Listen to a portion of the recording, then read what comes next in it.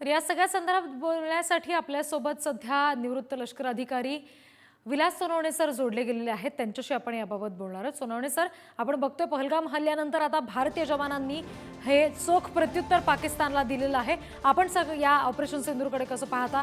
भारत या पुढे सुद्धा आणखी असं काही पाऊल उचलेल असं आपल्याला वाटतं का?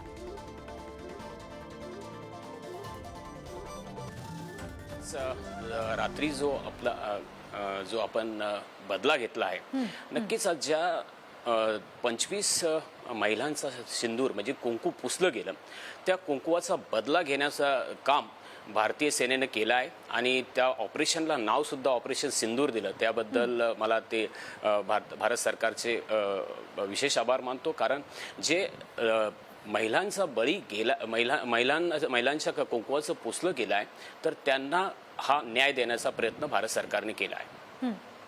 आणि पुढे पण तुमचा जो प्रश्न आहे, पुढे पण असं पाऊल उचलेल का, तर त्याविषयी आपण आता यावेळेस काही बोलू शकत नाही। आणि आपण जर पाकिस्तानने तसं काही दुस्साहस केलं आणि पुन्हा त्यांनी काही, कारण की आपण आत्ता जो हल्ला केला आहे तो एका विशिष्ट जे ऑर्गनायझेशन आहे आणि मसूद अझहरचे जे ठिकाण आहे त्यालाच आपण पूर्णपणे टार्गेट केलं आहे। आणि त्या टार्गेट करताना कोणताही सिव्हिलियन किंवा एखादं काही मिलिटरी लोकेशन किंवा असं काही आपण असं पुन्हा बदला घेण्याची गरज पडेल असं काही आपण काही केलेलं नाही। आणि भारतीय सेनेने आणि पूर्णपणे ते त्यांनी लक्ष दिलं आहे त्याच्यावरती की असं कोणतंही चुकीचं काम केलं गेलं नाही। फक्त आपण आतंकवादी आहेत त्यांनाच हल्ला, त्यांच्यावरच आपण टार्गेट करून त्यांना नेस्त नाबूद करण्याचा प्रयत्न केला आहे। अगदी निश्चित। आणि त्याच्यामुळे भारताकडून दुसरं जे आहे तर आता यावेळेस आपण असं करू शकतो की भारतीय सेनेला आणि भारत सरकारला यावेळेस आपण पूर्णपणे समर्थन दिलं गेलं पाहिजे।